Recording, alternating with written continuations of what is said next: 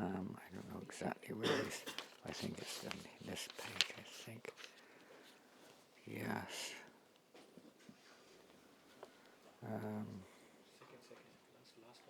Here we go. Be careful this mic. Every time someone gets close to it, it almost falls over.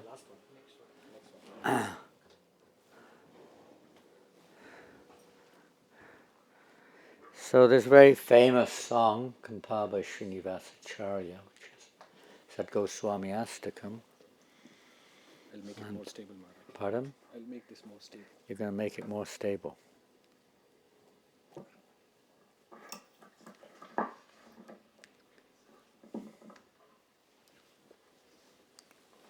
Expert.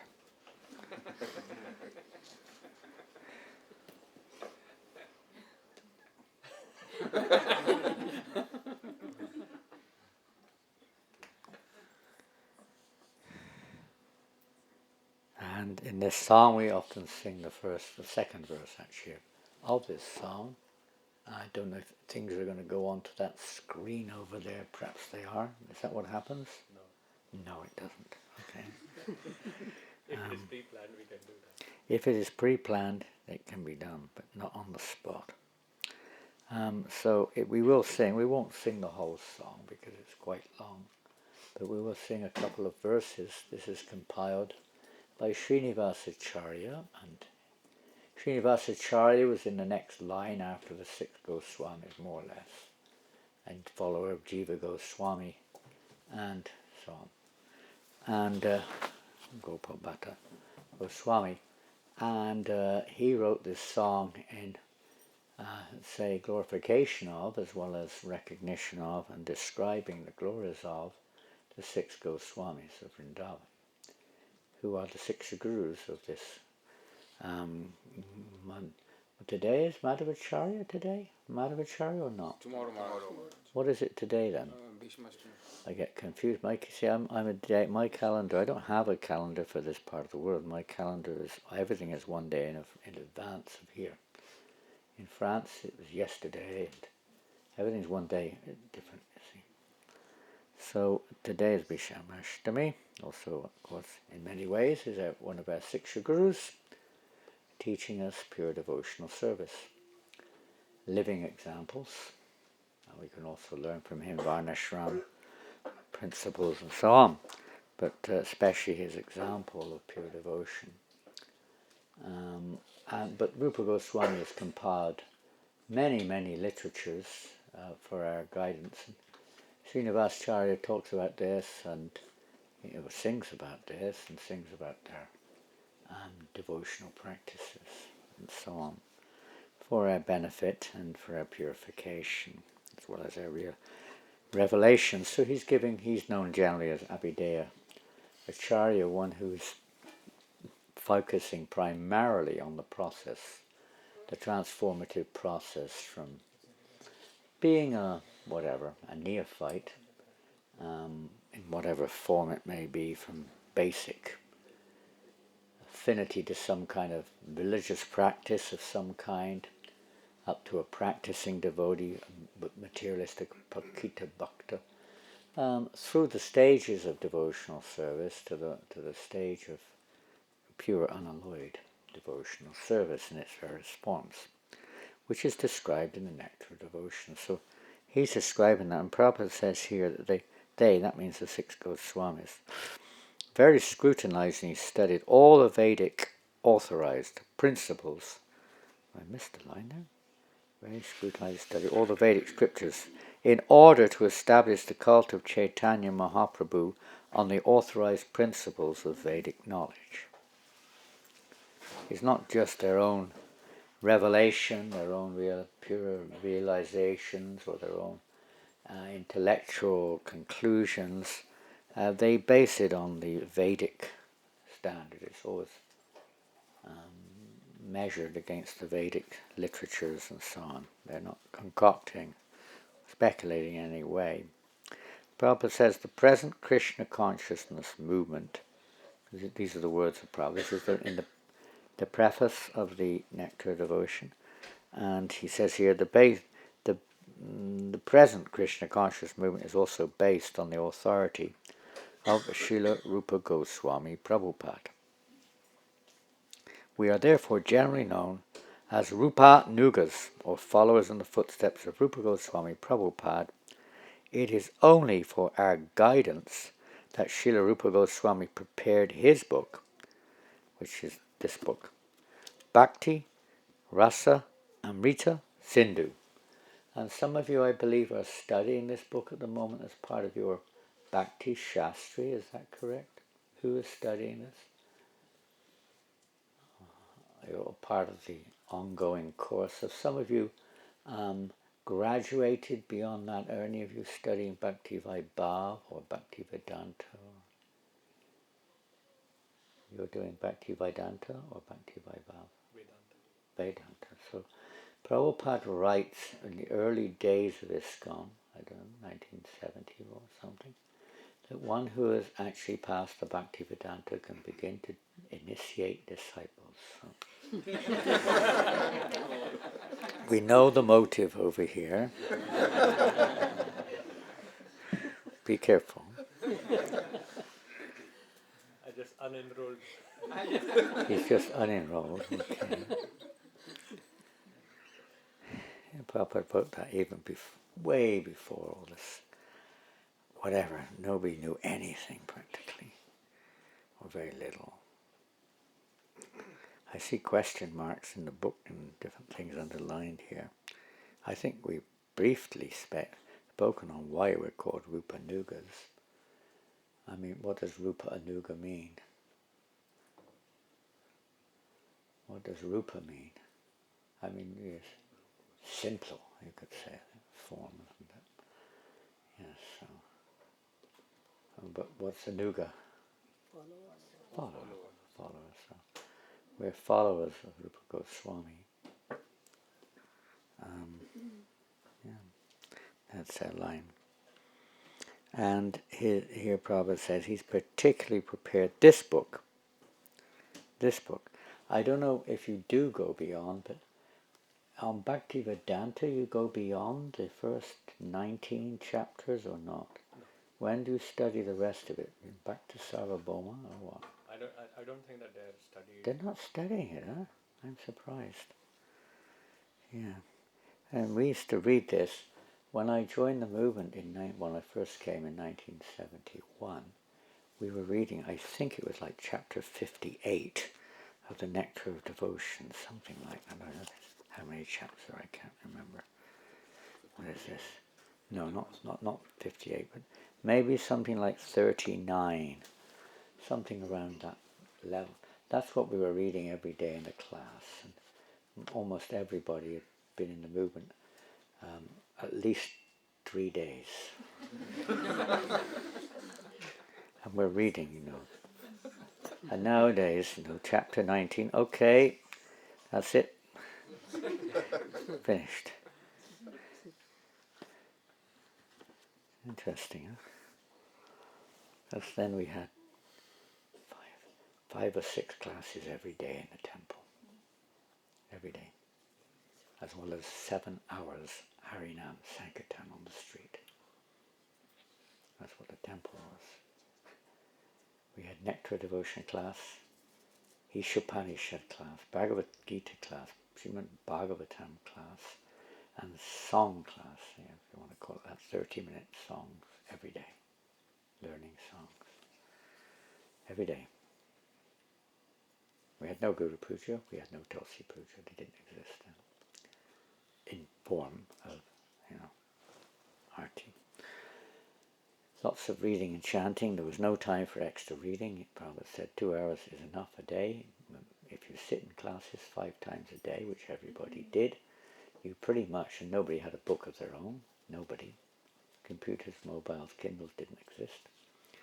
If you didn't sit there, you didn't hear the book. You had to sit there and hear it. And if you were a slow learner, after 2 or 3 months, if you were slow, it took 2 or 3 months before you were giving class. If you were slow. Sometimes after 1 month. Some ginger tea for it. Pardon? Some ginger tea. Honey Ginger ginger. tea, is it? Okay, great, thank you. For everybody? It's After the class. breakfast time. Where's the biscuits? And from England. And how can you have a cup of tea? Anybody else from England? Yeah, who's that? I can see a hand, but I can't see Arupa. Where is she? There's the phone. You're from England. So how can you give someone a cup of tea without a biscuit? Goodness me. You have to dunk it in the tea.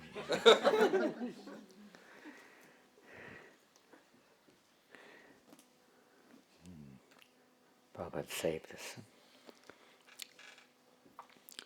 Yeah, at least in the first 19 chapters, the Eastern division of the Nectar of Devotion, divided into 4 divisions, East, West, North, South.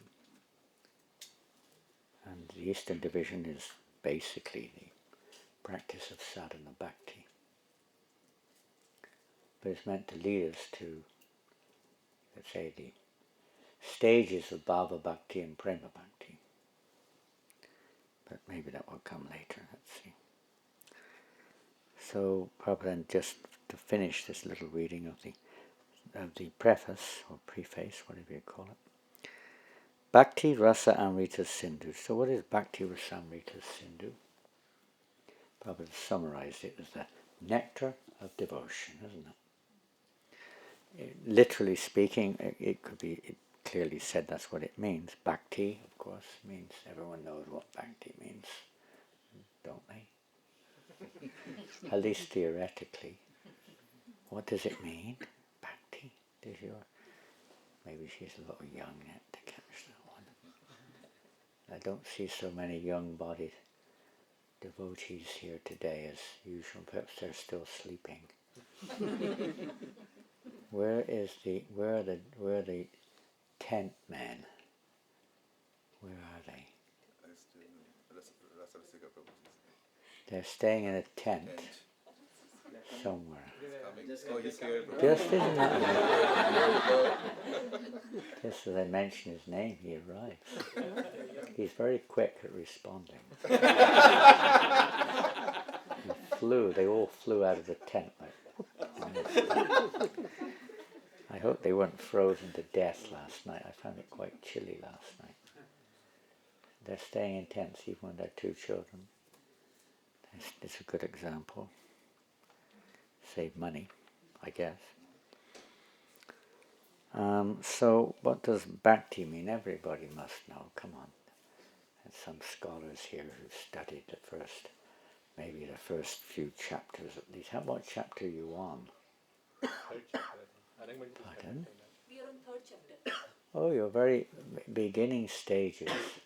I actually used to teach the Bhakti Shastra in the early days of the IHE, and Nectar of Devotion was the main subject I was. So it's like that. That's going back to 27 years ago or something, and a long time. I haven't really delved in there. The chapter 3 of the Nectar of Devotion. Okay, so you must have heard what bhakti means by now. Hare Krishna. Welcome. Did you take your bath in the ocean already? Or in the mountain stream? Which was it? I hope you brought your roots and fruits for breakfast.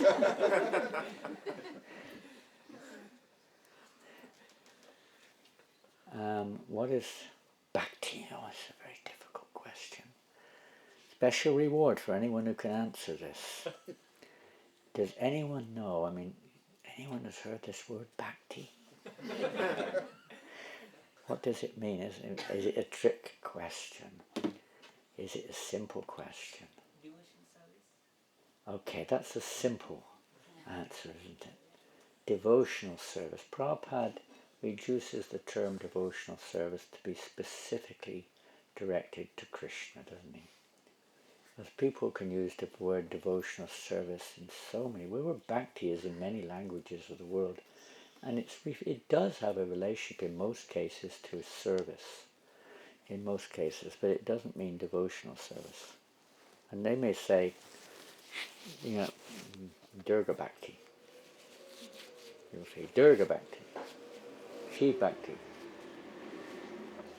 We understand what they mean, but in Rupa Goswami's terminology of definition, we find in the next introduction, to this book, next chapter, it's actually the first chapter. The Prabhupada calls it introduction, but it's actually chapter 1, or first wave, or whatever you call it, of the Nectar of Devotion is the introduction. Originally in Sanskrit, compiled by Rupa Goswami, and Prabhupada's preface has taken those verses and put them into English, of course, with a contextual commentary so that we can relate it to our present situation somewhat. So bhakti is, you could say, simply devotional service, but to explain it in the light of Vaishnavism, at least, it has to be expanded. So, to a large extent, the introduction is actually a definition of Bhakti Rasamrita Sindhu, and preface also. So what is Bhakti if you give a longer definition of the term? In terms of the writings of Rupa Goswami.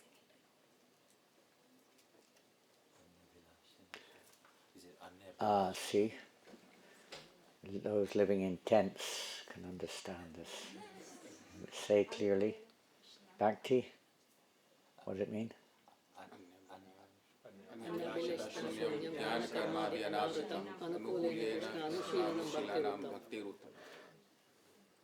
Wow. I don't know how you memorize these verses. Yeah, there's a series of verses which every student of the Bhakti Shastri at least had to memorize, with about 8 verses, and this is the first one, isn't it? What does it say? Back, how's it go? Anya bilasita shunyam jnana kamajana vittam Krishnanu Uttama. This is topmost devotion, isn't it? It can be applied. This principle can be applied, even though we're not on that stage, you could say, of complete pure devotion. But the principle is applied at all stages, isn't it? It's the foundation. It's known as the Paribhashya Sutra of the Nectar of Devotion. That means the essential verse which captures the overall meaning and purpose of the text. So, Bhakti Rasamrita Sindhu, Bhakti Devotion, okay. Bhakti Rasamrita Sindhu. So we're now getting a definition of what that is, as far as our intention. It's not just a loose term. Everyone says, yes, I'm doing bhakti. I go to the temple once a week and I take prasadam. That's my bhakti. Well, it is, but it's not. It may not be quite what's referred to here, at least not the objective of what's referred to. Anyabilasita shunyam jnana kamadinavritam. What does that mean in English, at least? More or less, what does it mean? Anya abhilasita shunyam. Without any other desire for anything, in terms of this line, meaning jnana, aspiration. Ultimately, that means an aspiration. The goal of jnana is generally impersonal liberation, or at most aimed at reverential devotion to Lord Narayan or something on a more higher level. But generally liberation, and of course that's the goal. It's not so much the practice, but the goal which is inferred here. Devotional service is not intended to achieve the goal of liberation. You can read, perhaps in chapter 5, to how devotional service surpasses liberation. The whole chapter is dedicated to that point. Many people consider liberation the ultimate objective of spirituality, and perhaps some devotees who claim to be devotees, practicing bhakti, have that as their goal also. Some, even lower than that in one sense, have the goal of karma. And karma, obviously, everyone knows the word karma, isn't it? What does karma mean? Pardon? Fruitive activity. Fruitive activities. Actually, there are quite a few different definitions. They're all valid. They're all very correct in their own rights, but they describe it from different angles, at different stages, to different people, in different contexts, because the word karma is quite a broad topic, to say the least. I like the definition Prabhupada gives, I think it's in the Bhagavad Gita somewhere. Activity which leads to the development of future material bodies. Is quite descriptive of its nature and its result, isn't it? Fruitive. If you say that to a person on the street, what does karma mean? And you say it means fruitive activity. What will they think? They won't understand a word. They don't understand at all what you're telling them. Not at all. It means nothing to an ordinary person. Fruitive activity. What do you mean? Apples, bananas, mangoes? What activity that leads to getting apples, or what? You know, you guys are fruitarians, or what are you? You know, many of our terms are not used in general society. I think they can understand that because they may not believe in anything. There's no point telling them anything practically. But if there's some genuine interest, then definition like that, activity which leads to receiving a future material body, is a fairly reasonable definition. I think it's a perfect definition, but at least for an ordinary person it may be quite reasonable also. If they don't believe that, then that means they don't believe in the soul, they don't believe in reincarnation, they don't believe in karma, so what can you do? And they just believe in themselves. So yes, without karma, without activities that lead to a future material body, or anything else, come to that. Maybe people want to go to the heavens.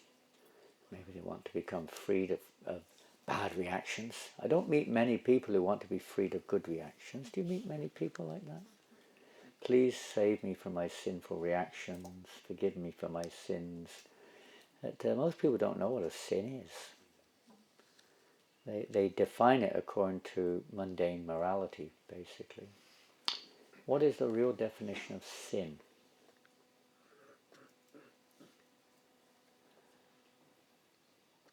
Anyone know? I mean, real definition from the Vaishnava point of view. It's not defined by... Because you see, every country in the world has a different definition, don't they?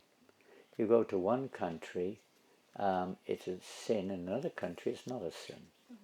In fact, it's quite the opposite in some countries. It's a sin to accept it as a sin.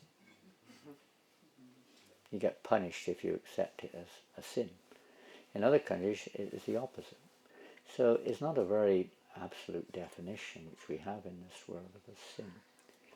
There are different moral implementations or whatever in different cultures according to various reasons.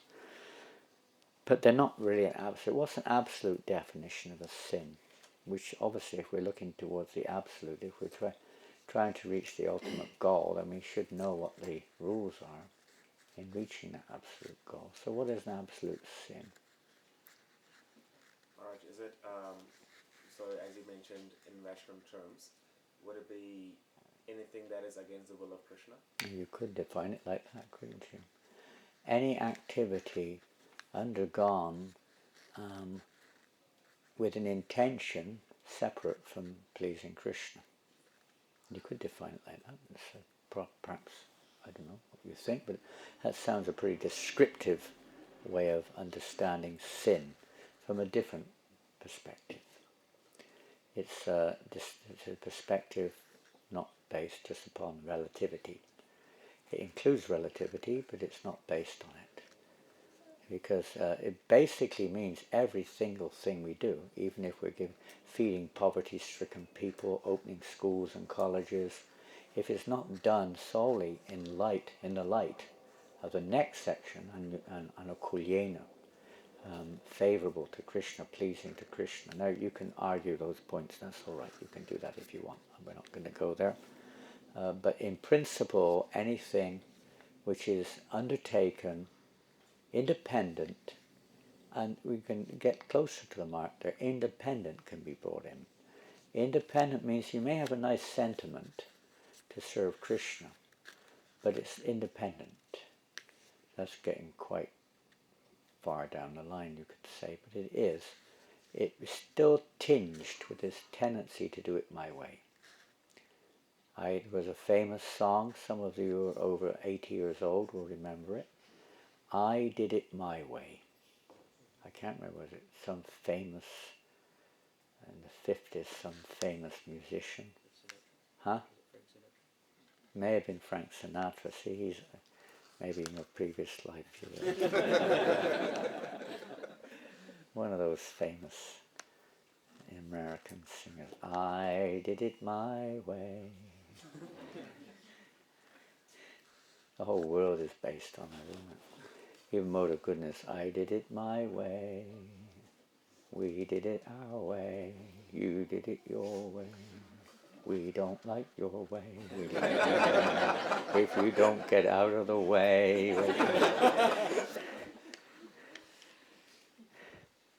And everyone has a different definition of what doing good is as well, practically. I mean, to protect a dog is good, but to eat it and to eat a cow is good, isn't it? For some people, different understanding. To uphold various activities which previously were considered to be unfavorable nowadays is considered very good. And actually, if you try to be conservative about it, then you're considered to be very bad. Everything's changing. These are all relative ideas. Relative. And you can go on and on with that. But real piety is, in this world, real piety means to perform your duty according to authority, according to the authority of God, not just man-made authority. That's still within the realm of separatism. So we don't want to be separatists. Even in the name of bhakti, sometimes we want to impose our own idea of what it means, or our own practices. A simple example would be, now you're, let's say, dressing the deity. Now, I like jeans. I don't know if you like jeans or not. I think if I like jeans, Krishna should be in jeans too. So we're going to dress him in jeans and t-shirt. Now, I've never seen anyone dress Krishna in jeans and t-shirt, but I have seen some people dress some of the devas in jeans and t-shirts. So in Malaysia, with a guitar. Mother Saraswati was there, and she looked very modern with her guitar and her t-shirt and everything else. Quite amazing, huh? We try to impose our ignorance upon Krishna, Atmavan Jagat. If I think it's good, it must be good, and therefore it's good for Krishna too. God is made in the image of me. I don't think that's what it says, does it? No, it says, I'm made in the image of God. Oh, okay, not much different. Same words, it must be good.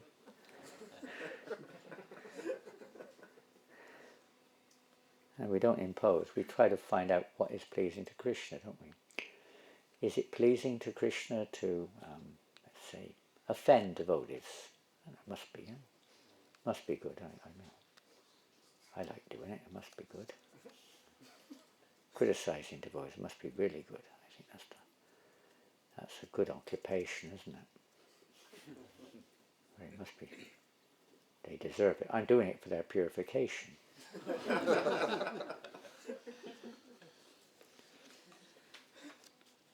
Be a little careful. So that favourable aspect. So there's it's called tatastha lakshana, the secondary characteristics of pure devotion. Is when we talk of devotion, or when Rupa Goswami talks of devotion, he does include these stages of, let's say, mixed devotional service. You don't start at pure, you start in mixed. And that's also included in the greater picture. But in the real sense of the term, bhakti means absolutely pure, unalloyed, unmotivated, uninterrupted devotional service. And of course, that's when it really begins at that stage. Pure devotion begins at that stage. So it's devoid of these other things. That's the mixed stage. When you have a desire for any of these other things, to do it my way, or to get freed of karma, to feel good, to be accepted in the society as something or another, to expect something in return, to whatever, or even worse, I want liberation. I want to become God. The demigods, yes, they're all, pardon? Somebody, they moved from there to there. Yes, that was Parama. I know, he was sitting there, and that must be him. Control your senses. Rupa Goswami said, Vacho Vegam, Manasa Kroda Vegam, Jiva Vegam, Urdhra Pasta Vegam. You have to read the Nectar of Instruction, okay? Which is a condensed version in many ways of Nectar of Devotion.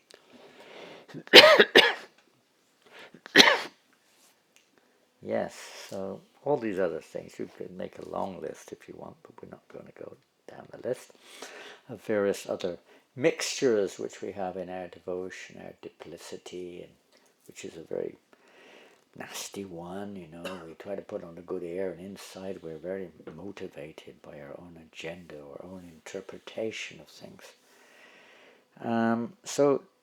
Bhakti, pure.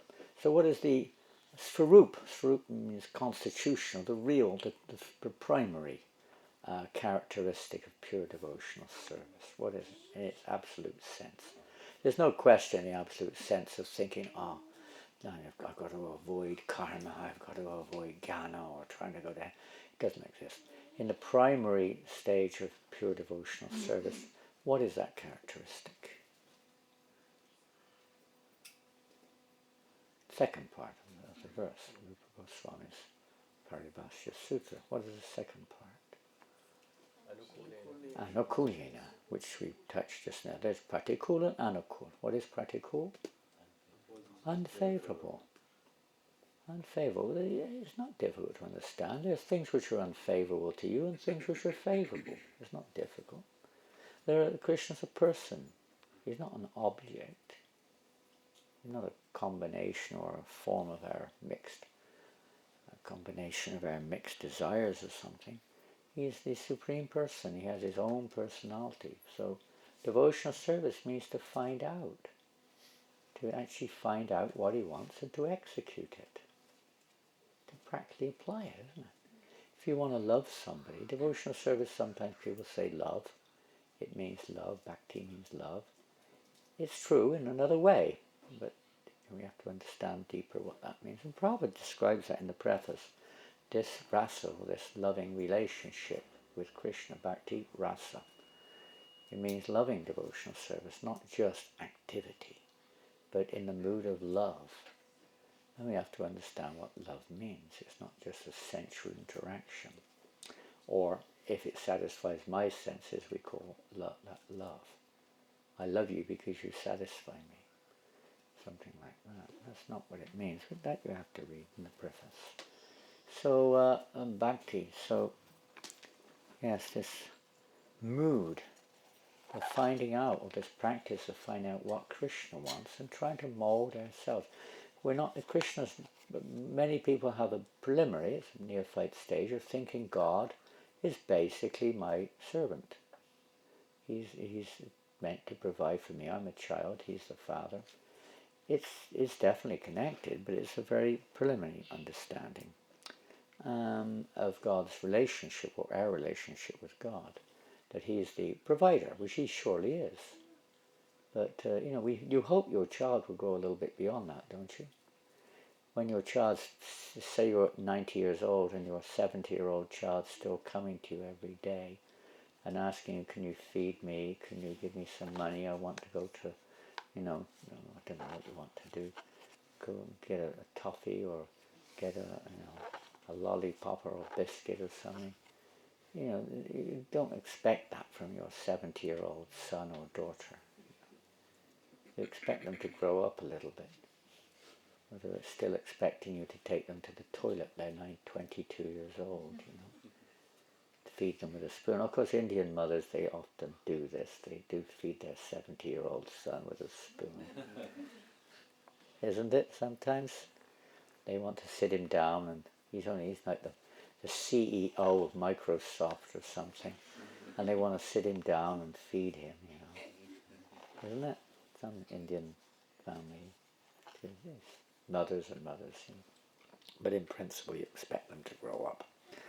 So we expect you to grow up in devotional service. We shouldn't be in our napkins for the rest of our lives saying it. No, I started with napkins. Everyone should stay in napkins because we were all in napkins in 1967 in the good old days, so everyone should stay in napkins now. And Prabhupada wanted us to advance in Krishna consciousness beyond that stage, neophyte stage. And you've heard this many times, but the word neophyte is a very nice word, isn't it? You can say it, if you say it in a different way, near a fight. Always near a fight. Always ready for an argument, always ready to defend yourself, always ready to put others down. I'm right, you're wrong, don't you understand? Don't you understand? You're wrong, I'm right. No, you're not, I'm right. You think you're right? Oh, might is right. I'll teach you a lesson. I've got the support. Look, I can quote this verse in Bhagavatam. I read it in the Srimad Bhagavatam. Yare de Katari Kara Krishna Upadesh. One who doesn't listen to me is bound for hell. Don't you know that verse?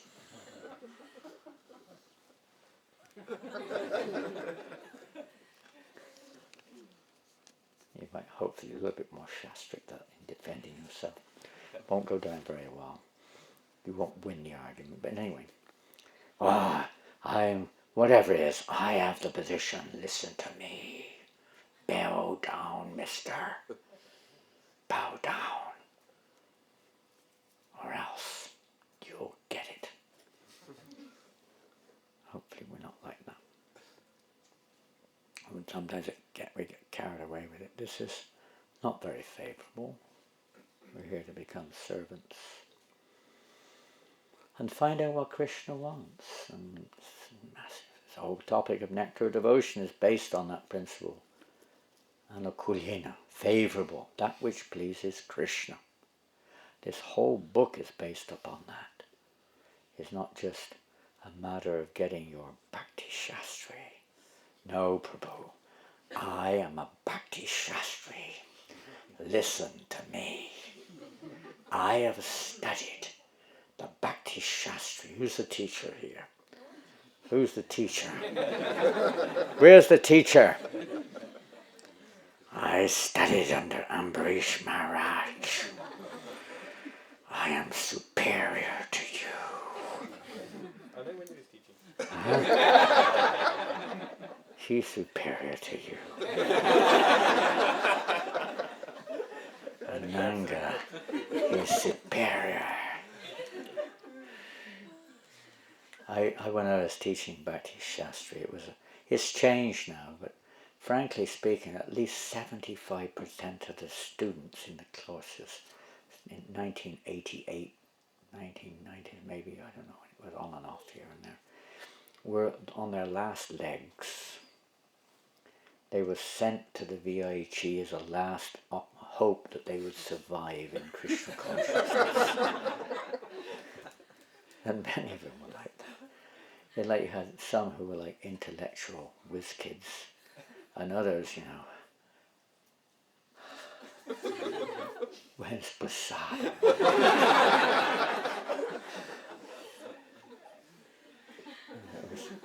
It wasn't very well selected in those days. Anyone you could get, it's like. And now it's hopefully a little bit different. It was a little bit more serious about, the level they're on and studying at that level and moving on. Another angle of bhakti, going appropriate to your ability or your level of adhikar. So, bhakti rasa. Rasa we've already touched upon. Rasa means a little bit more, doesn't it? What does it mean? Go further. So back to his anukulyena in its swarup form. It's favorable to Krishna. And not only that, you could say, oh no, we don't have to say. Rupa Goswami says, he defines that still further, doesn't he? What that means to be favorable to Krishna. What does he say? He gives the example of Kamsa. You remember that? What does he say? Maybe a few other examples too, mixed or opposing.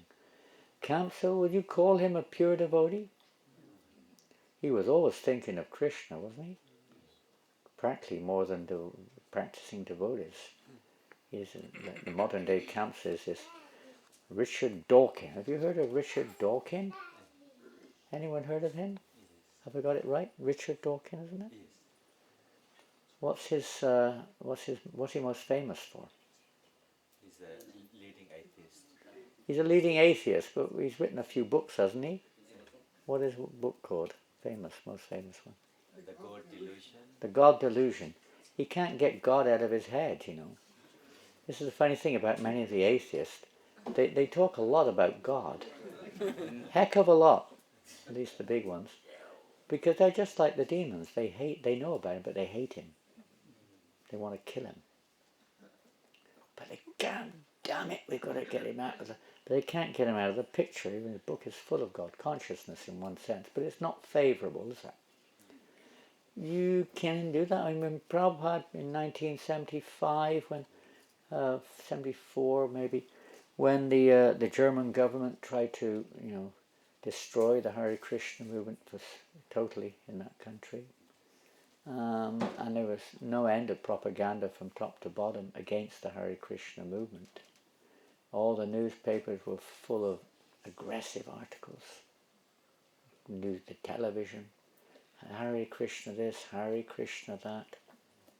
All horrible things were said. The devotees, of course, were very difficult situation. But nonetheless, when Prabhupada received some of these German articles, they were all in German. He didn't understand German.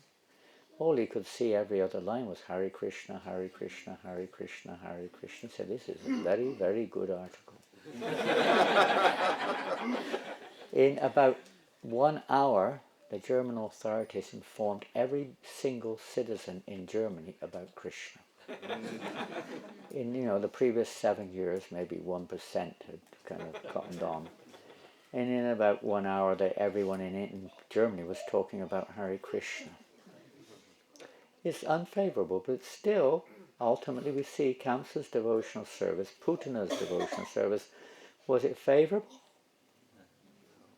She came as a mother, in disguise as a mother, but she came to kill. Kamsa was thinking of Krishna with the intention of killing. There's a kind of Krishna consciousness, isn't it? Absorption. And they do get the fruit of that in the positive fruit, as well as the other side. But Krishna kills them, but he at the same time, he liberates, he delivers them, doesn't he? And Krishna, in one sense, is part of his pastimes. He enjoys it. Krishna likes a fight. Do you know that? He's not a neophyte either, so be careful. Try to fight with Krishna, who really, he doesn't even waste his time with little things like us. But you can't defeat Krishna. He likes a fight. So in one sense, it's pleasing to him. Nrsimhadev really enjoyed his fight with Hiranyakashipu. He may like it in one sense. In one sense, you say there's other aspects to that. But even if he does like it, their mood is not favorable, so it's not categorized within this bracket of anukulyena, even if Krishna's pleased with it. Because we're not doing it in a favorable mood. And how that can be, that mood, anukulyena, it's not just because I think it's favorable. We do anukulyena Krishna, okay, favorable to Krishna. And anu, Krishna anu. What does anu refer to? Anu. Pardon? Follow. Following and permanently following, not just following 1 hour a week. And, I'm a vegetarian 99% of the day. I only eat meat for 30 minutes a day, so I guess I'm 99% vegetarian, right? I'm almost there. I only eat meat for 30 minutes a day. That's not 99%, but it's a fairly high percentage of being a vegetarian. I'm a vegetarian when I sleep also. Pretty good, eh? I'm on the way. Certainly, it's just 20 minutes a day. What's the problem, you know? Why you don't look at the other, 23 hours and 40 minutes, you know? I'm a teetotaler, you know. You can, it also means not just, part-time, full-time, isn't it? So, and following means what? Following what? Following what? Following the acharyas, following Rupa Goswami's instructions in Nectar of Devotion. They're meant to be applied. They're particularly instructions for the members of this Krishna consciousness movement, neophytes or whatever we are, at every stage. At every stage. The first division is for the neophytes. Basically, it does introduce us to Rupa Raganuga Bhakti and Bhava Bhakti and Prema Bhakti, but only briefly. So we know it's there. Once actually on that level, then the next sections, of course, take one through those stages. So, following the acharyas, following the spiritual masters, the parampara, the disciplic succession, anu. This is the mood, and that leads ultimately up to, of course, the stage of advancing in Krishna consciousness, which is described here in the Nectar of Devotion. The various stages, and the various effects, the various characteristics are described in the second chapter of Nectar of Devotion, the characteristics of pure devotional service. We should know what the characteristics are. If somebody asks you, what is a pure devotee? You should know what the characteristics are. Or what is devotion? What is pure devotion? We should know what they are. If someone says, I'm a policeman, you should know what are the characteristics of a policeman. Or what are the characteristics of the law of the land? What are they? So they're described there in summaries for our benefit. So we have some idea what it is. Idea what it's not. An idea what it is. So the idea is what it is that which is favorable to Krishna, not just favorable but to me, but favorable to Krishna in a positive way, in a way which is with the right mood, which means our mood is favorable. It's not that we're just, Krishna may like it, you may like an argument with someone, but that doesn't mean the person's argument with you is favorable to you. Some people like that. So it should be both. And we imbibe that by the anu, or the following of the pure devotees, those who are in that mood. Shilanam. What is Shilanam? Shilanam. Maybe my pronunciation is not understood. What does it mean? Pardon? Cultivation. Good response. You cultivate this. Just like you cultivate a plant, there's a process, isn't there? You have to know the process and apply it.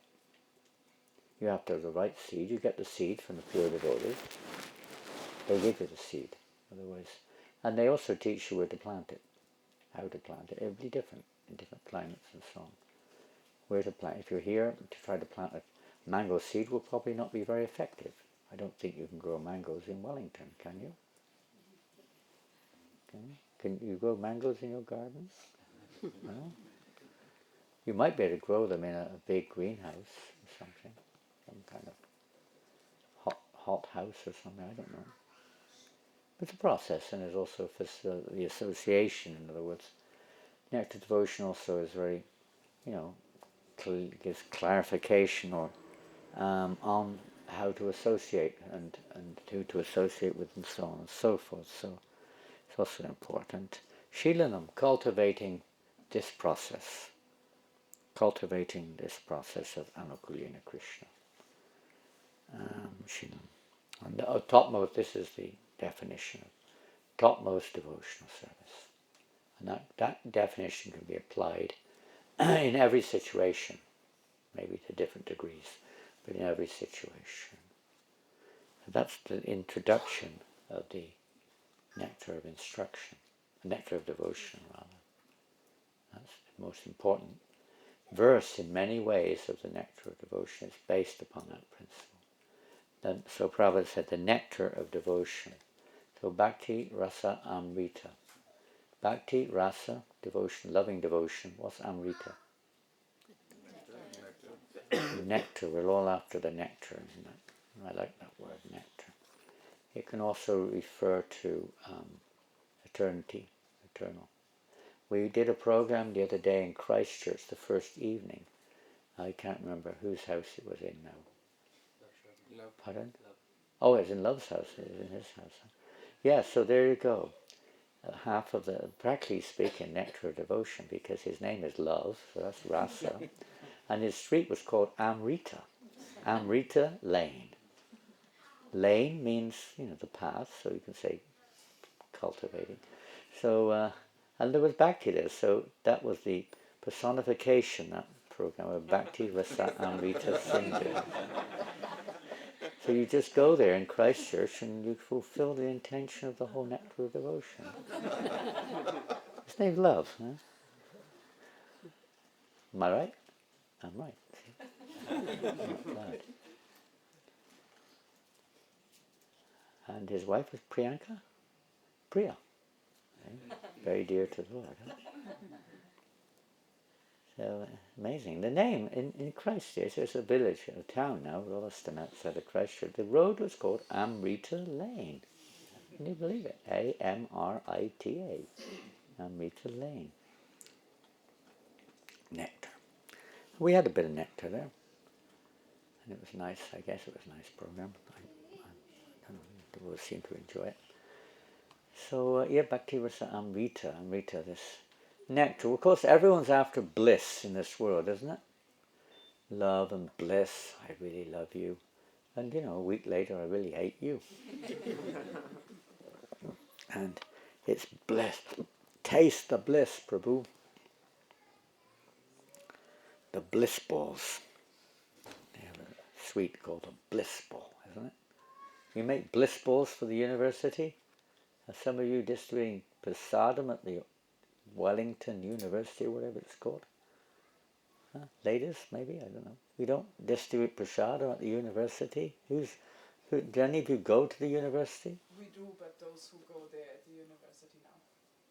Oh, they're at the university now. I thought it was a holiday today.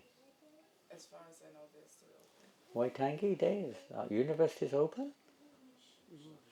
I guess the students are still hanging around, aren't they? What will they do? Oh, it's a good day because they're just going to be hanging around. There's probably no classes, so they just hang around. Yeah. Okay, so your prasad distributors are at the university, as far as you know. Do they do bliss balls? Not anymore. Not anymore. That infers they did do it at one point of time. Too much bliss. Huh? You couldn't take it anymore. Blissed out. He was blissed out, as they say. Blissed out. One time Prabhupada said, Srila Prabhupada, I feel so much bliss when I chant Hare Krishna. Prabhupada said, you have no idea what bliss is.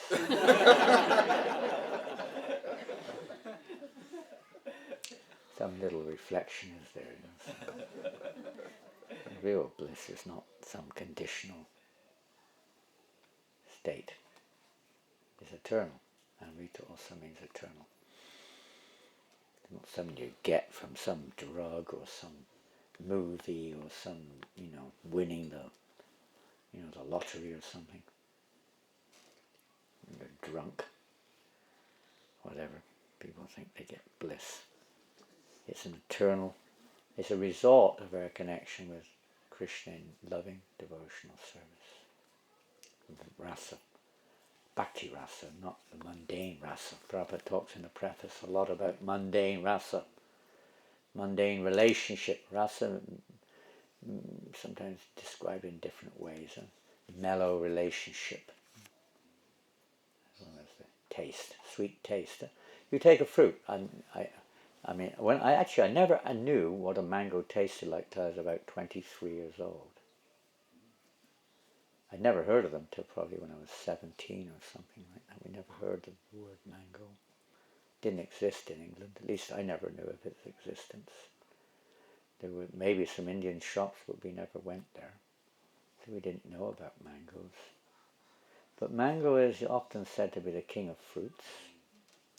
Not everyone agrees with that, but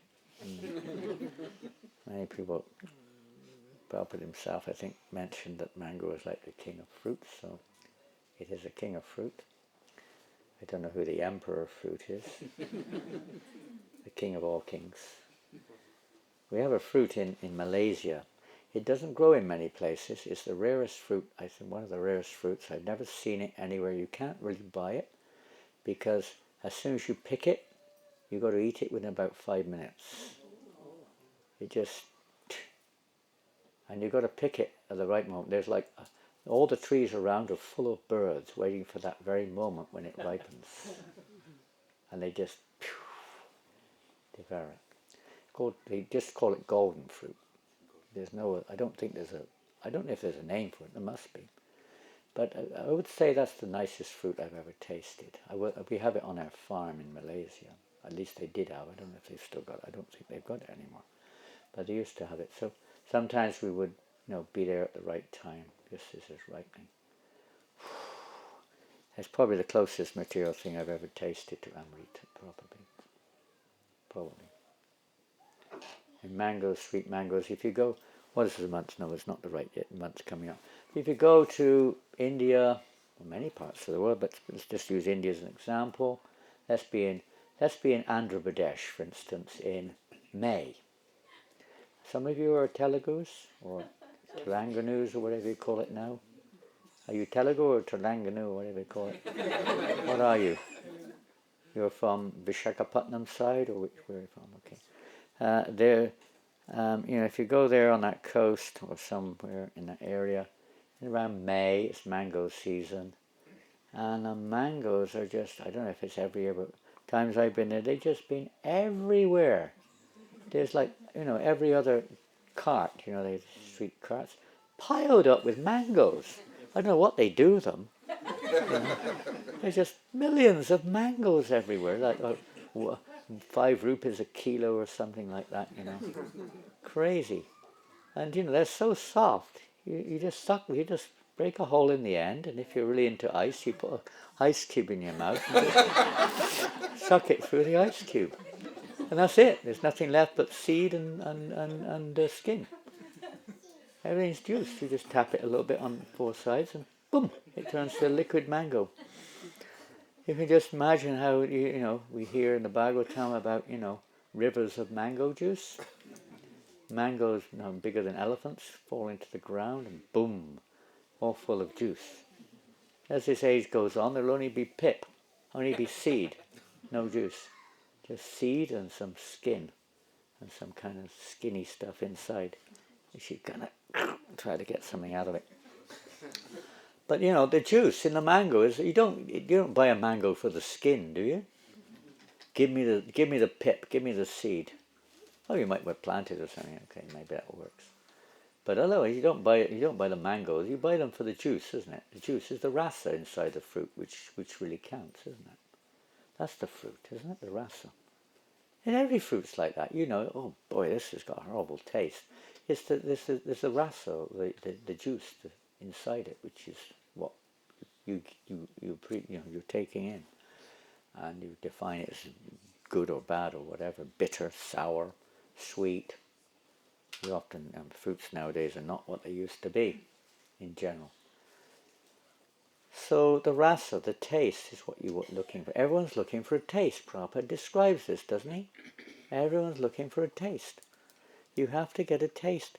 So for instance, some people get a taste. How many of you get a taste out of what's the most famous local ale? Ale, do you use that term? Liquor. What's the most famous Wellington liquor? Do they have one? What's that liquor they make in Dunedin? Huh? You don't know? You live there and you don't know what it is? What did you learn when you were in Dunedin? You wasted half your life.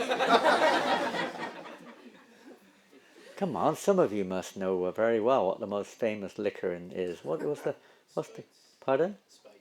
Bates? Spates? Huh? Space. Spates. Spates. That's a good one. Spates. Is it good? Don't be shy.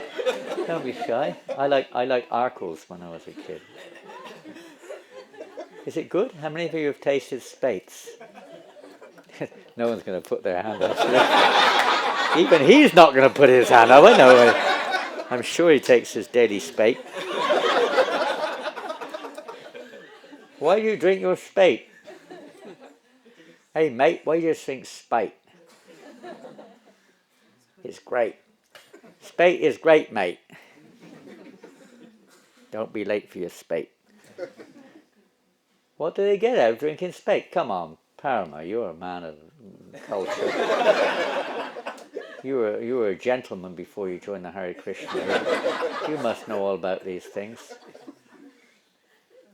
I'll bet you had a few spates in your earlier years, didn't you? Eh? I was never a fan of spates. No. What did you like?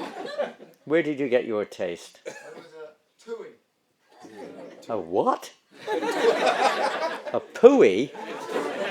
Pooey? Huh? Tui. I thought it said pooey. A tui.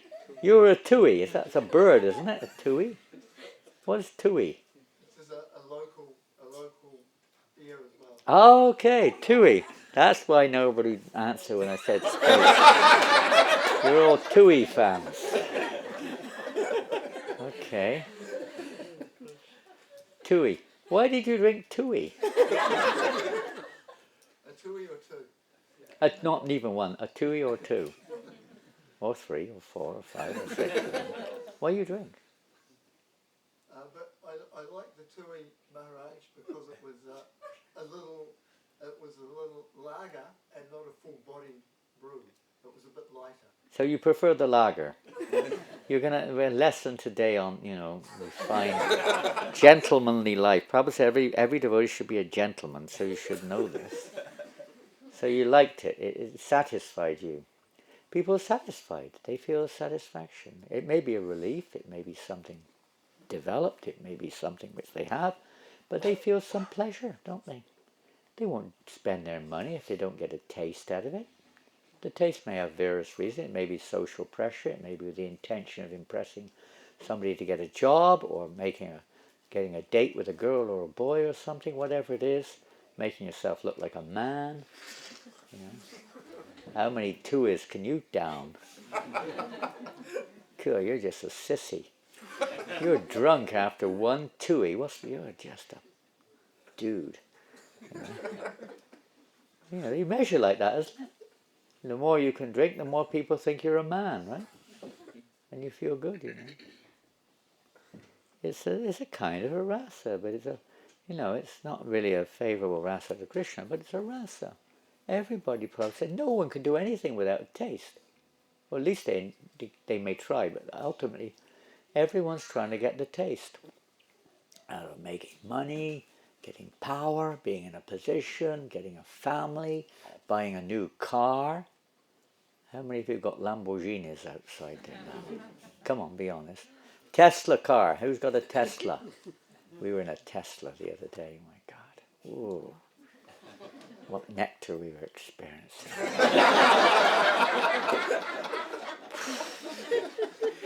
Oh, my goodness. Ooh. Yeah. I see a Mercedes outside there. Whose is that Mercedes?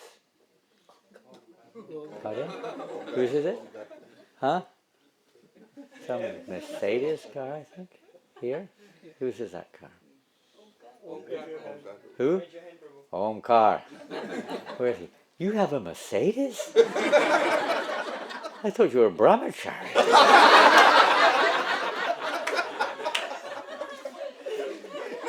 Well, I tell you, when I was a brahmachari once, I was driving a Jaguar SJ6, if you know what that is. It's a rocket car. And that's another story. They gave me it to drive on Sankirtan with. And I was in this temple. It was 1980, something like that. This temple said, these are cars we've got. They had all these fancy cars, Jaguar SJ6. You could, within about 5 seconds, you're at like 80 miles an hour, you know. Boom, like the next traffic light before the people have left the last. Boom, boom. We're going to all these towns in Scotland, you know, shaking cans. Can you give a little donation to help the poor? I was so embarrassed. I felt disgraced. Oh my God. I used to park it in the most unseen place. Try to change my dress before I got there, in case someone saw me. I felt such a hypocrite, such a duplicitous. Terrible. But I must say, I kind of had a bit of a buzz out of driving the car. Yeah, there's a taste out of it, you know. You're sat there, you know. It's a sports rocket, you know, and everyone's looking at you. All around, everyone's looking at you, you know. They're all looking at the car, right? Then they look at the person inside. Then they look at the girlfriend next to the person inside. It's like a whole trip that's going on there. Isn't it? The whole ego trip. We get, you know, pleasure out of satisfying our false egos. But bhakti rasa is when Krishna's pleased. Devotee gets pleasure when Krishna's pleased. Don't care less if you're pleased. Who cares a damn? Krishna does, but we don't. He says Krishna's pleased. That's the difference. Material rasa is when I'm pleased. You may have your wife, children, and you may be pleased when they're pleased, but that's just an extension of your own idea of what pleases you. That's all. No, I'm doing it for my family, but what about everyone else? You're attached to your dog or whatever. That's still your own thing. So rasa, real rasa, bhakti rasa, is not like that at all. It's that which really brings taste, pleasure to Krishna. He's the object of all this, bhakti, rasa, amrita, sindhu. And what does sindhu mean? An ocean. In the material world we get a drop, don't we? In the material world, we may see it as an ocean. You have off the coast here, nearby is the Pacific Ocean, is that right? It's probably the biggest ocean on which at least we define it like that on the earth. I think it is, isn't it? Biggest ocean, they say. It's a very, very big ocean, isn't it? Very big ocean. But it's just like a drop, really, in terms of universe. What to speak of the entirety of existence is nothing. It's a drop. It's a drop. So this Sindhu means ocean, but this ocean of Bhakti Rasamrita Sindhu is unlimited. Amrita also. Unlimited ocean. It doesn't have any limits. Every material ocean has a limit.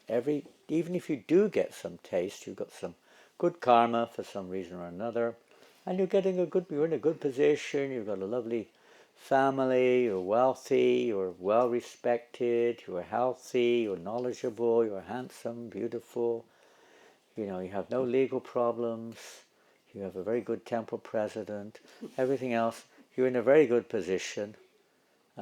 Even then, how long does it last? Does it have limits or not? How long will your beauty last? And how deep is your beauty? Some of you may be considered beautiful, like me, or learned like me, or famous like me. I don't know if anyone's as famous as I am, but even Hiranyakashipu is wondering if he's also getting worried. But even if you are considered in the eyes of other ugly people as being beautiful, how deep is our beauty? How beautiful. Look at some of you probably have, I not look too closely, especially to the ladies, but some of you may have beautiful eyes, isn't it? And we may think we do, or some people think we do. Okay, I love your eyes. Okay, take it out. Here you go. Have it. Take my eye. Here's the eyeball. You say you love my eyes. Here you go. Have them. We'll be aghast. We'll be running for our lives practically, scared out of our wits. Where's the beauty there? I love you have such soft skin. Okay, I'll take it off. Here you go, have it. Neither the skin nor what's underneath is going to be very beautiful, is it? You take the skin off the body, is it very? You see these sometimes when you study in bodily anatomy or something, isn't it? You see the kind of what's supposed to be the body without the skin. Is it very beautiful? Well, have you seen that? Have you, when you studied at school or college, did you see it? Is it very beautiful? It's terrifying. It's like scary, isn't it? For a dog, it's very beautiful. For a lion or a tiger or some carnivore, whoa, this is delicious. This is amazing. A big, fat, juicy body. Yummy. Different people will see it differently, of course. But it's not. The rasa is not, in its own extent of the ability. How much rasa you can get out of it is limited. How many gulabs can you eat? Yes, rasa is also called rasagula. So how many rasagulas can you take? I mean, sweet nectar or sweet taste. How many rasagulas or gulab jamans can you eat? Come on, who's the record holder here?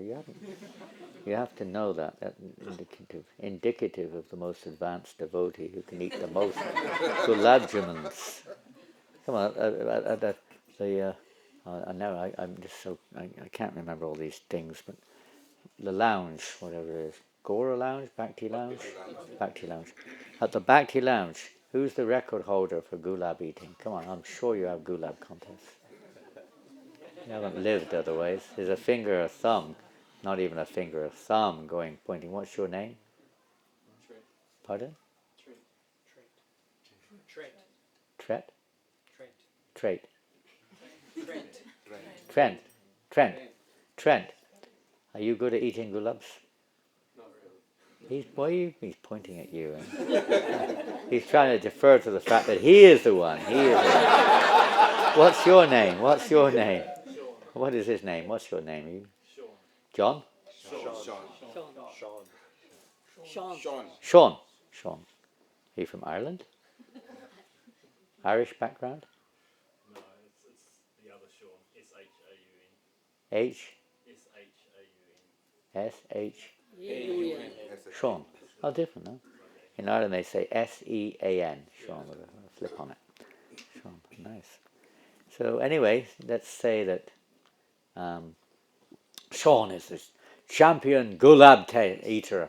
How many gulabs can you eat, Sean? I lost count the last time. Oh, You're Sean. Are you Sean? Oh, you're the Sean. I thought you were the Sean. No, you're not the Sean. You're the Sean. He lost count. So Sean is really we've got the right man here.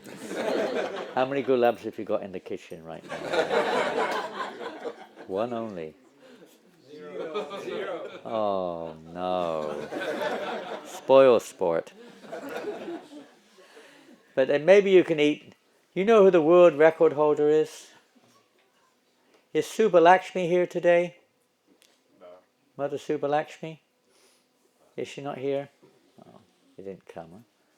So the devotee who has the world, and I don't know if it's the world record, but it was the world record. She had the world record gulab jamun eater in one sitting.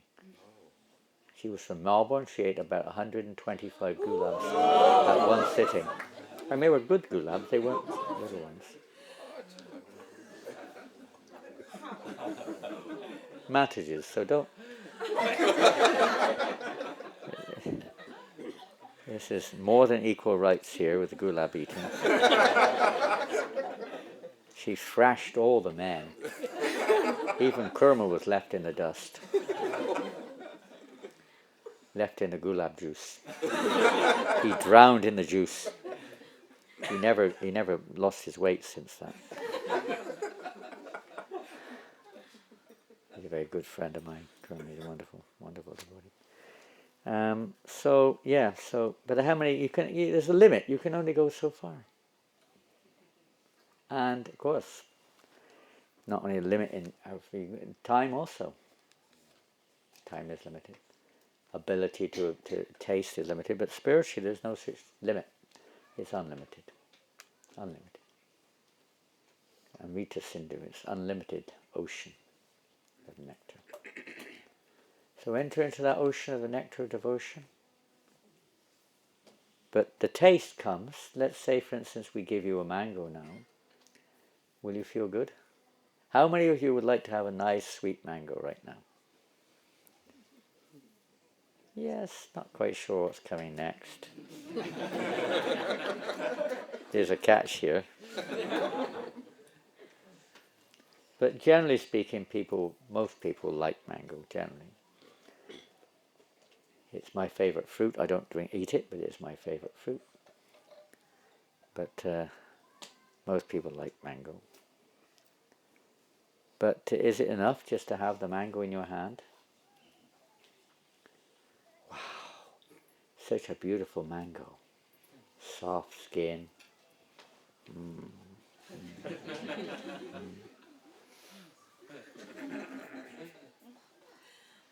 Lick the skin.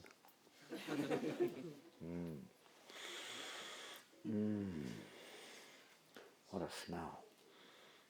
Let's see if I can hear anything inside of it.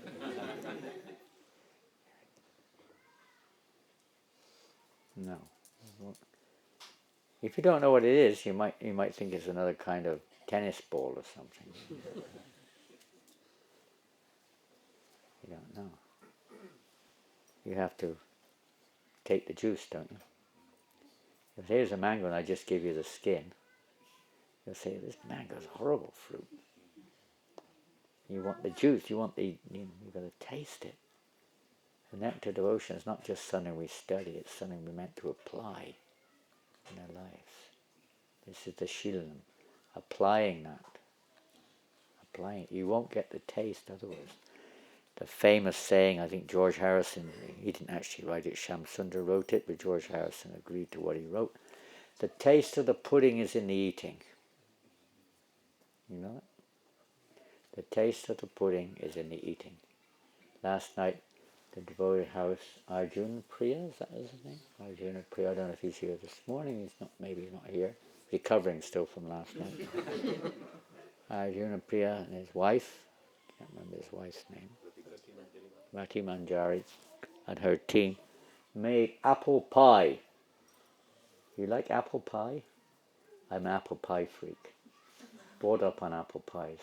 I hardly ever eat them nowadays, to be honest. I'm not attached either way, but we were brought up on apple pies, so, usually what you're brought up on is something you kind of, not by chance, you're born in a place where parents make apple pie, or chips.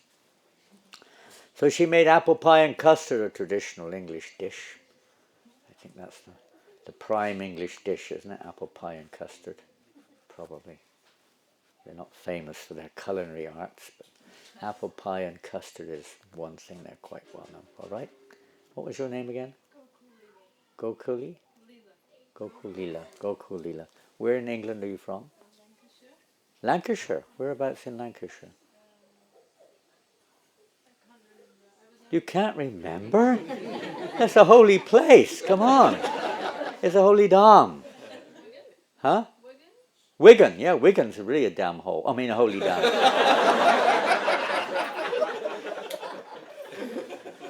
You've been there again since you were born? You went there again. Almost forgot the name. You're really transcendental. Wigan. The name speaks for itself. It's better than the town. I come from Pig Hill. It's better than the town I come from. Literally, that's what it was, Pig Hill. But to me, it's a holy place. It's funny, how our birthplace still remains sort of like something special about it. Conditional life. And so, you made apple pie. But how did I get on to apple pie? English dish, very traditional. In Lancashire, I don't know what they eat in Lancashire. You know they used to have a back-tea lounge? They didn't have a back-tea lounge, but Dave and Rita, I was there when he was there, in Manchester. Any of you were there? Some of the older ones were there. Maybe Ramdas or somebody was there, I can't remember. Some of the older devotees in in the your yatra were there, and they were preaching there. They were trying to set up a bhakti lounge there, but never manifested. But many devotees still came along and joined from there, preaching when they were there. Amazing program. Anyway, taste. So I did the taste from apple pie. No, it's not. It's nothing compared to the taste which Srila Prabhupada and Rupa Goswami are giving us. It's just a mundane taste. When it's offered to Krishna, of course, we do that. We may have our rasa, our taste in this world. So the art of devotional service is that which we have a taste for. We try to learn how to offer that to Krishna, and eventually selflessly offer that to Krishna. We can become somewhat, we hope, freed from the tendency of seeing it in relation to ourselves. So somebody's looking at the time, because although we're talking about this amrita, this eternal time factor, that devotional service is eternal and the taste is eternal and is never ending, it's neither time limits it nor the depth of the taste or the variety in the taste is ever increasing. It never reduces, it ever increases when we're in the ocean of bhakti or bhakti rasa. At this stage we may feel the temporary effects or the relative effects of devotion. You know, some things you like, some things you don't like. Time come along, I've got to stop. I just saw someone looking at their watch a few minutes ago, and I know what that means. I'm not going to look that way. He's been going like this for the last 30 minutes. I daren't look at him since I insulted him 30 minutes ago. He's been doing like this. And the man at the door has disappeared. He moved over there. We already showed him up with his tui. He can't speak up. And yes.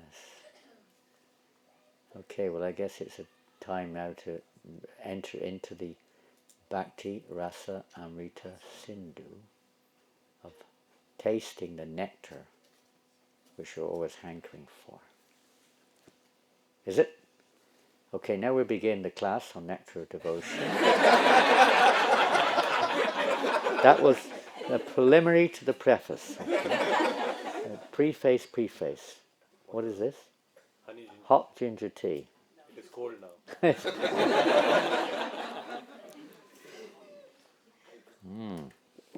It's nice. Did you put there's something giving it a sparkle. What's that? Huh? It's got a bit of punch to it. Lemon, ginger and honey. Whoa, that's a sparky juice. You should market it, compete with Tui.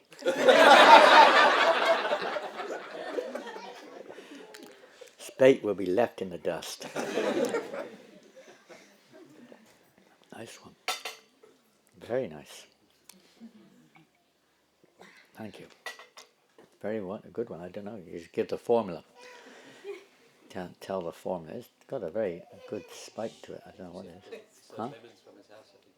The pure, yeah. He's got fantastic lemons in his house, I must say. Natural. Are they organic? Oh, not so sure about that one. He's saying yes.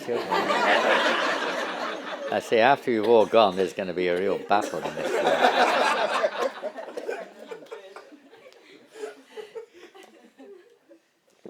What to do? Argue over the lemons, whether they're organic or inorganic, and ruin your whole day over lemons. Anyway, they taste really good. We have a few of your lemons, and they're really, really good. Grow your own lemons. That's what you have to learn from today's class. Forget everything else. Just learn that one thing. Grow your own lemons. Okay. Can you offer tui to Krishna? Krishna says, "Whatever you do, offer it to me." No? What do you do with it? You can offer apple pie to Krishna, can't you? What do you do if you're a tui drunkard? What do you do if you're a drunkard? What do? They get some taste out of it. What do you do if you're a drunkard? How do you offer that? How do you offer your where you're at to Krishna? Srila Prabhupada said thank you for the taste. There you go. He's got the exact. When 1967 in San Francisco, Jayananda Prabhu asked Prabhupada. Jayananda said, "I've got a lot of friends who are drunkards." He used to preach to the drunkards, in the bars in San Francisco. He said, how can I preach them? Prabhupada said, when they're drinking their liquor, just tell them to say, "Hare Krishna, thank you, Krishna, for the taste in this liquor." Glug, glug, glug, glug, glug. That's what he said. Beginning of their devotional service. Isn't it? Amazing. Amazing. And many of them became very favorable. Some may become devotees, but that sounds like spate. That was spate going down. That wasn't tui. Glug, glug, glug, glug, glug, glug, glug, glug, glug, glug.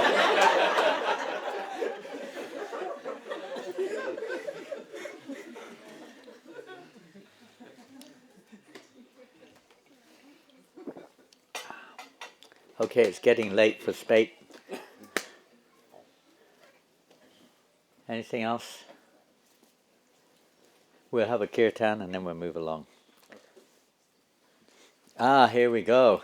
Now you're going to see how many Simply Wonderfuls I can eat. Have I got to eat them all? All of them. And not leave one on your plate. My father wouldn't let me stand up until I'd eaten every single grain on my plate. That was the law. And I found that out from other older people here in New Zealand. They had the same rule in the house. You're not allowed to get off the dinner table until your plate is completely empty. Nothing should remain. It was practically a law of education when I was a child. It's not a law now. Everyone, adults, kids, everyone leaves things on their plate. It was considered a sin when I was a child. We were told that's very sinful to leave anything on your plate. Even if it's a spate, you still have to take it. Even if there's a spate on your plate, you still have to eat or drink. Yes, it was, but that's not what we do now. So I don't know if I can do it though. You're trying to create a new world record. This was not get anywhere near the new world record. Maybe New World, the shop here in Wellington is called maybe in Wellington, I don't know, but worldwide it will get nowhere near the world record. Simply Wonderful, I don't know what it is, but they're laddu? No, they're not. Laddus. Yeah, but it's not. No, it is? It doesn't look like. Laddu is cooked down besan flour.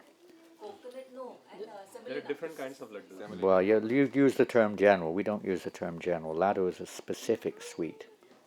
Lugdu is another sweet. They're all different.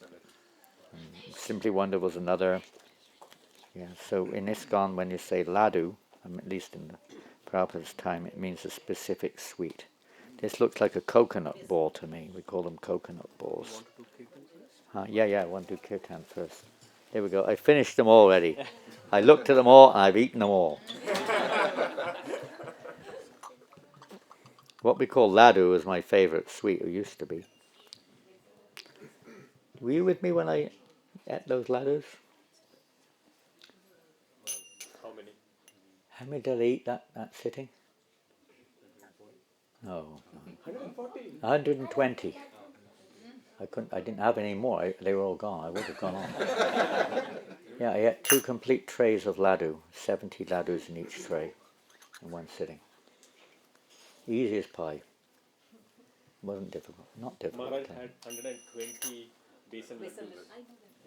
I think last time mentioned. Yeah, you heard that before. I'm very proud of it. It should be publicized all over the 3 worlds. Even Ganapati should be informed of that one. Lord Ganesh. Nothing compared to me.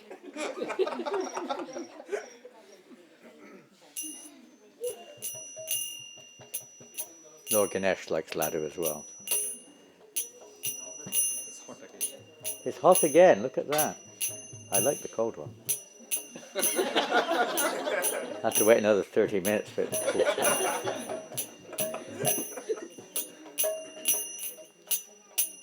Namo Vishnu Padaya Krishna Kastaya Bhutale Srimate Bhakti Vedanta Swami Niti Namine Namo Om Vishnu Padaya Krishna Kastaya Bhutale Srimate Bhakti Vedanta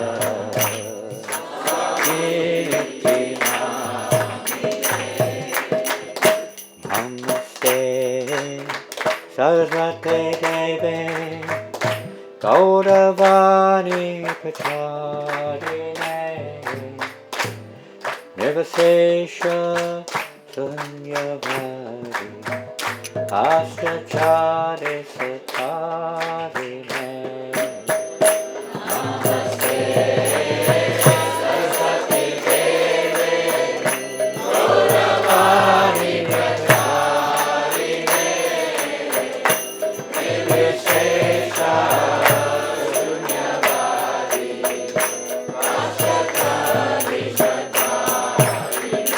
Jaya Shri Krishna Chaitanya Prabhu Nityananda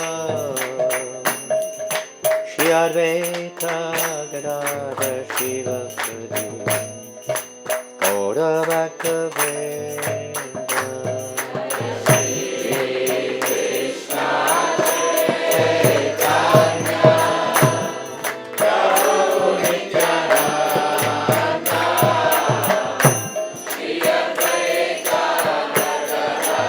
Gadadhar Shivasadi Gaura Bhaktavedanta Shri Krishna Chaitanya Prabhu Nityananda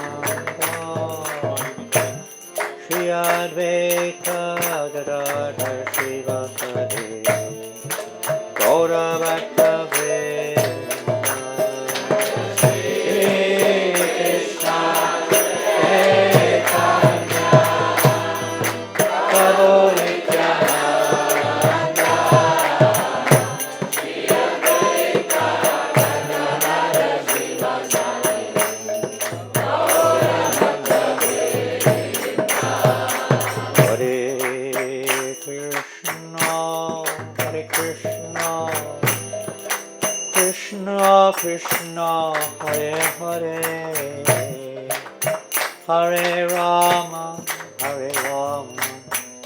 Rama Rama Hare Hare Hare Krishna Krishna Krishna Hare Hare Hare Rama Rama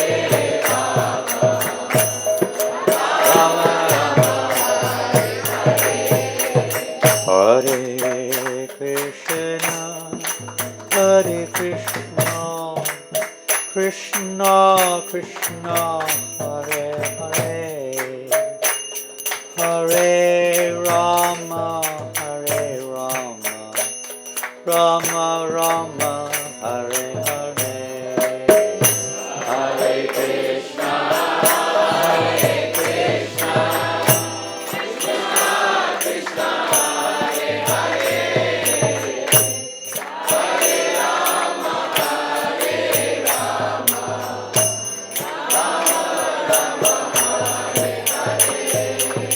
Hare Rama Hare Krishna Krishna Krishna Hare Hare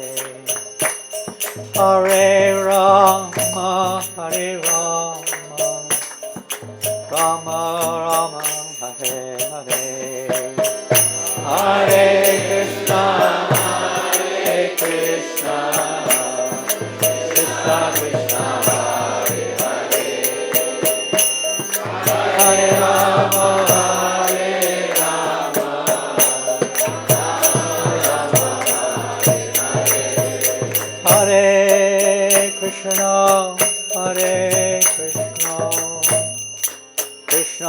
Krishna Hare Rama Hare Rama Rama Rama Hare Hare Hare Krishna Krishna Krishna Hare Hare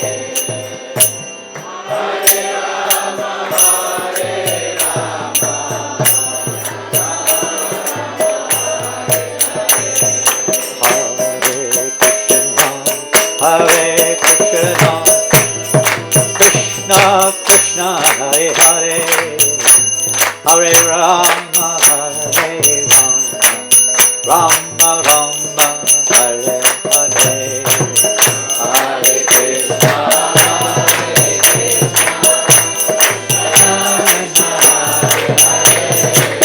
Bolo!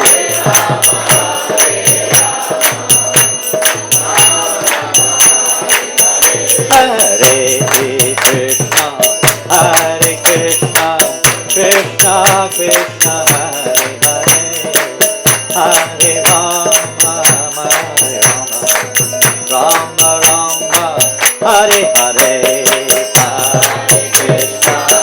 Hare Krishna, Krishna Krishna Hare Hare, hey, Hare Rama, Hare Rama, Rama Hare Krishna, Hare Krishna, Krishna Krishna Hare Hare, Hare Rama, Hare Rama, Rama Rama Hare Hare, Hare Krishna, Krishna Krishna Hare Hare, Hare Rama, Hare Rama, Hare Krishna, Krishna Krishna Hare Hare, Hare Rama, Hare Rama, Rama Rama Hare Hare, Hare Krishna, Krishna Krishna Hare Hare Rama, Hare Rama. I don't know. Favorable. Hare Krishna, Krishna Krishna Hare Hare, Hare Rama, Hare Rama, Rama Rama Hare Hare, Hare Krishna,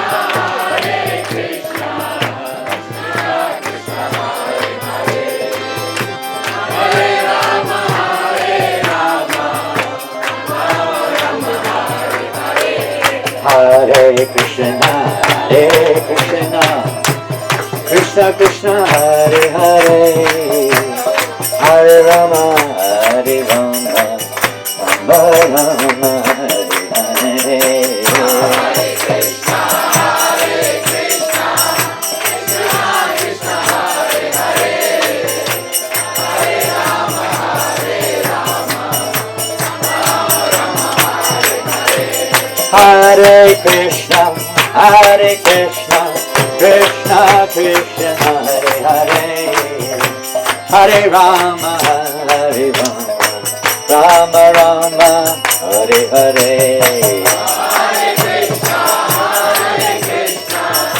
Krishna Krishna Hare Hare, Hare Rama, Hare Rama, Rama Rama Hare Hare, Hare Krishna, Krishna Krishna Hare Hare, Hare Rama, Hare Rama, Rama Hare Hare, Hare Krishna, Krishna Krishna Hare Hare, Hare Rama, Hare Rama, Rama Rama Hare Hare, Hare Krishna, Krishna Krishna Hare Hare, Hare Rama, Hare Rama, Rama Hare Hare, Hare Krishna,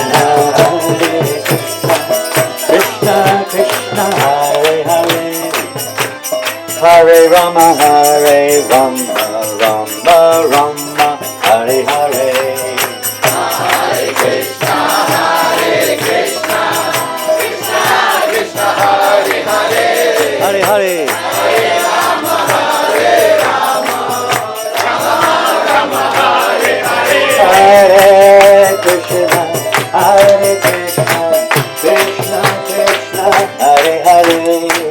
Hare Rama, Hare Rama, Rama Rama, Hare Hare.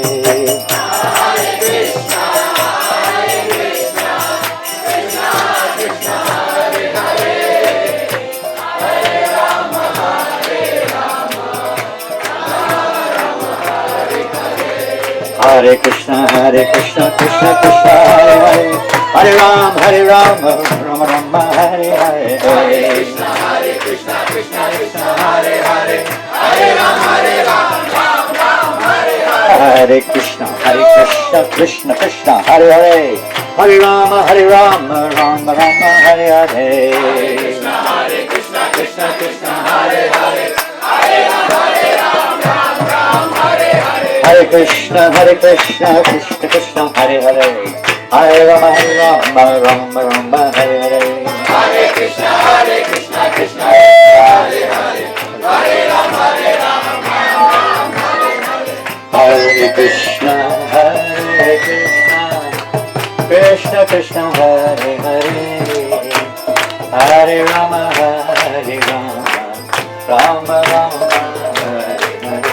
you got enough space? Okay. Hare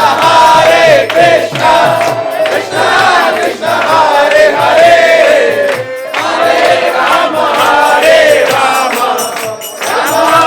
Hare Krishna, Krishna Krishna, Hare Hare, Hare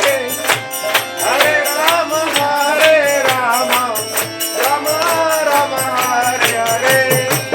Hare Krishna, Krishna Krishna, Hare Hare, Hare Rama,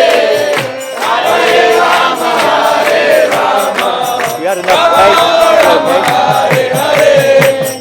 Hare Krishna, Krishna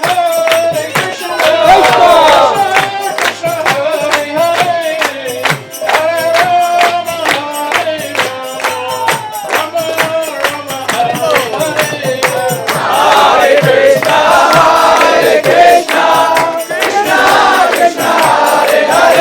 Hare Hare, Hare Rama, Rama Rama, Hare Hare.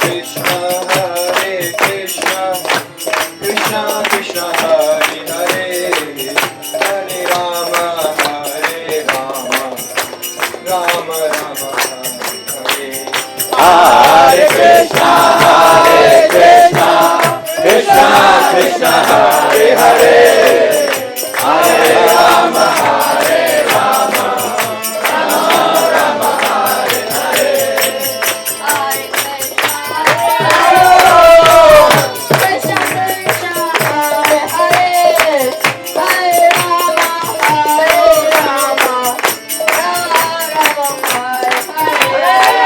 Hare Krishna, Krishna Krishna, Hare Hare, Hare Rama, Rama Rama, Hare Hare.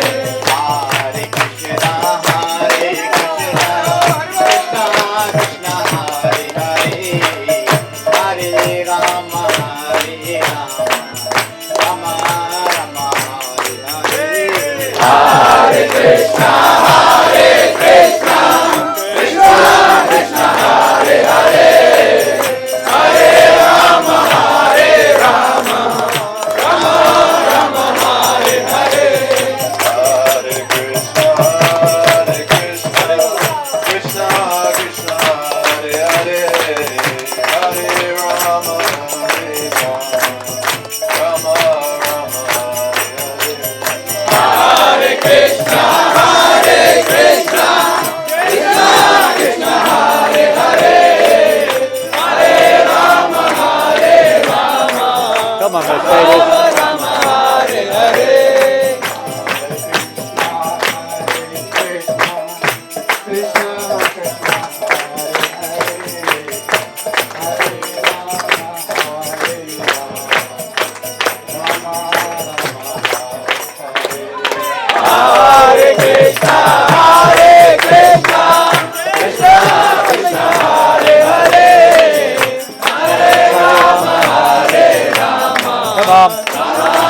See what a two he could do ya.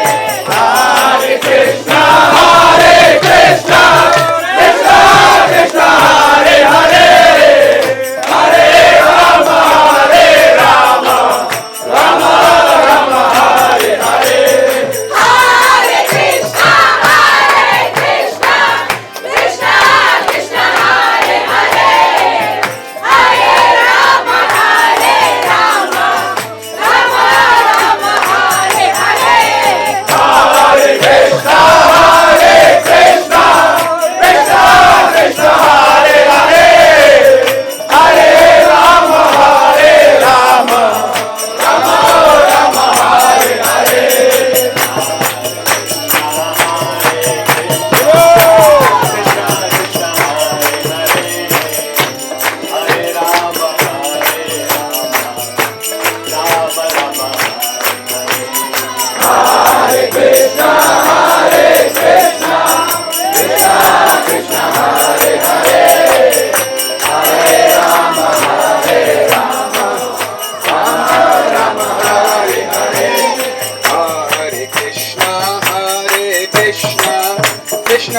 Krishna Hare Hare Hare Rama Hare Rama Rama Rama Hare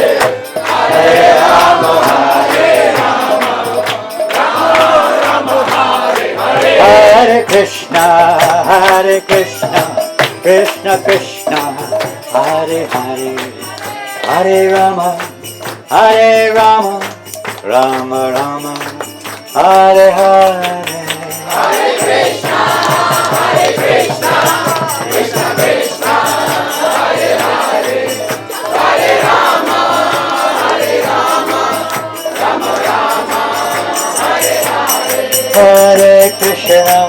Hare Krishna Krishna Hare Hare Hare Rama Hare Rama Rama Rama Hare Hare Hare Krishna Krishna Krishna Hare Hare Hare Rama Rama Rama Hare Krishna Krishna Krishna Hare Hare Hare Rama Rama Hare Hare Hare Krishna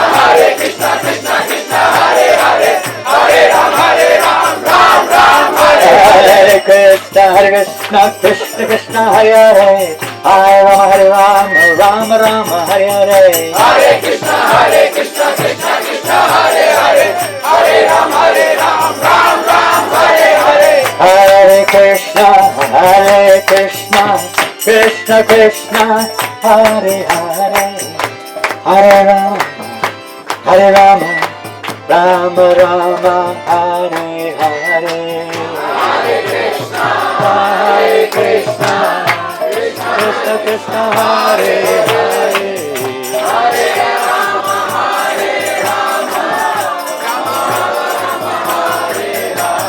Hare. Hare Krishna, Krishna Krishna, Hare Hare, Hare Rama, Rama Rama, Hare Hare. Hare Krishna, Krishna Krishna, Hare Hare, Hare Ram, Ram Ram, Hare Hare. Hare Krishna, Krishna Krishna, Hare Hare, Hare Rama, Rama Rama, Hare Hare. Hare Krishna, Krishna Krishna, Hare Hare, Hare Ram, Ram Ram. Hare Krishna, Krishna Krishna, Hare Hare, Hare Rama, Rama Rama, Hare Hare. Hare Krishna, Krishna Krishna, Hare Hare, Hare Rama, Rama Rama, Hare Hare. Hare Krishna, Krishna Krishna, Hare Hare, Hare Rama,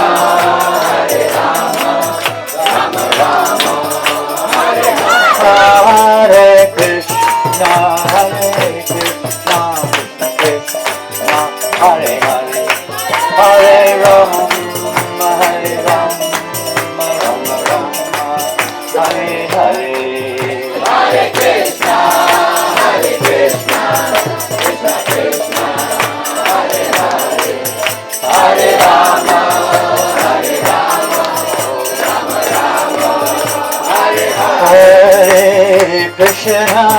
Hare Krishna, Krishna Krishna, Hare Hare, Hare Rama, Rama Rama, Hare Hare. Hare Krishna, Krishna Krishna, Hare Hare, Hare Rama, Rama Rama, Hare Hare. Hare Krishna, Krishna Krishna, Hare Hare, Hare Rama, Rama Rama, Hare Hare. Hare Krishna, Krishna Krishna, Hare Hare, Hare Rama, Rama Rama, Hare Hare. Hare Krishna, Krishna Krishna, Hare Hare, Hare Ram, Ram Ram, Hare Hare. Hare Krishna, Krishna Krishna, Hare Hare, Hare Rama, Rama Rama, Hare Hare. Hare Krishna, Krishna Krishna, Hare Hare, Hare Rama, Ram Ram, Hare Krishna, Krishna Krishna, Hare Hare, Hare Rama, Rama Rama, Hare Hare. Hare Krishna, Krishna Krishna, Hare Hare, Hare Ram, Ram Ram, Hare Bol, Hare Bol, Hare Bol, Hare Bol, Hare Bol, Hare Bol, Hare Bol, Nitai Gaur, Hare Bol, Hare Bol, Hare Bol, Hare Bol, Hare Bol, Hare Bol, Nitai Gaur, Hare Bol. Jaya Jaya Prabhupada, Prabhupada, Jaya Jaya Prabhupada, Jaya Jaya Prabhupada, Prabhupada, Jaya Jaya Prabhupada, Jaya Jaya Prabhupada, Prabhupada, Jaya Prabhupada, Prabhupada, Jaya Jaya Prabhupada. Go Premanande, Prabhupada ki, Shri Gaurnitai ki, Shri Radha Shama Sundar ki, Shri Bhakti Rasa Amrita Sindhu ki jai, Shri Goswami Prabhupada ki, Shri Sad Goswami ki jai. Go Premanande, all glories to your son. All glories to Shri Guru and Gauranga, all glories to Shri Prabhupada. Haribo. Woo. Burp, burp. Burp, burp. His Holiness Narayananda Goswami Maharaj ki! Louder, louder.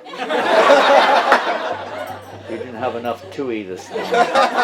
His Holiness Janananda Goswami Maharaj ki!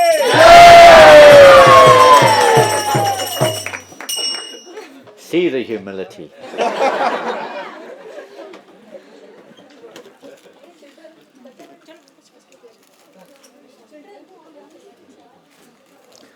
Okay. It's Laddu time, or we say simply wonderful time.